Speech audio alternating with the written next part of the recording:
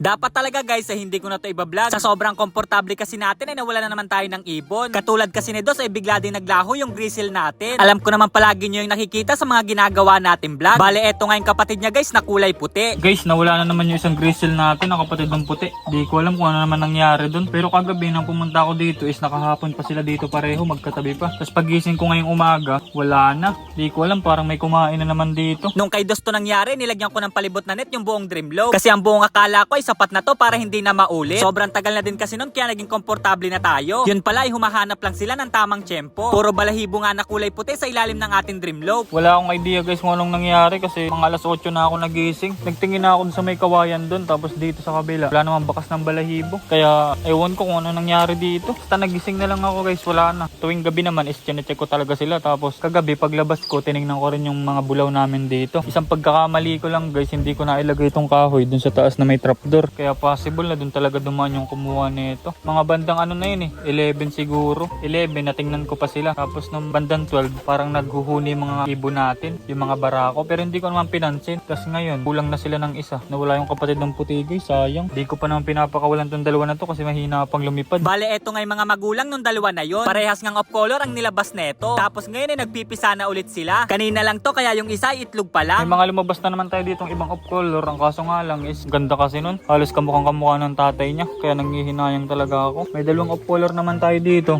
Itong kabila. Kaso matagal pa to bago iwala. Possible na mailagay to sa Dreamloaf ay mga ilang linggo pa. Ni hindi pa nga kompleto ang tubo ng balahibo neto. Pero sa tingin ko ay parehas tong grizzle. Nakakatuwa lang kasi dumadami na yung mga off color. Ang kaso nga lang inababawasan sila dahil sa ganitong pangyayari. Napansin ko din na may mga ilang butas sa bubong ng ating Dreamloaf. May ilang butas naman tong bubog natin. Pero ang hinala ko talaga, dito dumaan yun sa trapdoor. Kasi walang harang to kagabi. Sayang nga lang. Kasi ang lalaki na nila. Kung kailang malalaki na guys, saka naman nangyari to. Maganda pa naman na itong ibon natin. Lalo na tong isa. Di ko na talaga alam kung anong gagawin natin. Kung alin pa yung mga paborito nating ibon, yung pa yung nawawala. Pero ang malaking tanong sa isip ko ay ano ang may gawa neto. Medyo nakakalito lang kasi ni isang bakas eh wala tayong makita. Di ko lang alam kung nagkakataon lang o sinasadya na. Kasi kung sawa nga naman ang may gawa neto ay hindi basta-basta makakaalis. Tsaka wala din ditong butas na malaki na pwedeng pagsuutan. Yung trapdoor lang talaga yung naiwan natin kagabi na walang sarado. Siguro nga musang yung pumupunta dito kapag gabi. Kasi kung sawa nga naman yun, hindi na makakalabas agad yun dyan. Pangalawang beses na to nangyari at hindi na nakakatuwa. Kaya kailangan na talaga natin gawan to ng aksyon. Kaya ang bala ko guys, palibutan na lang ng sako to, yung dingding.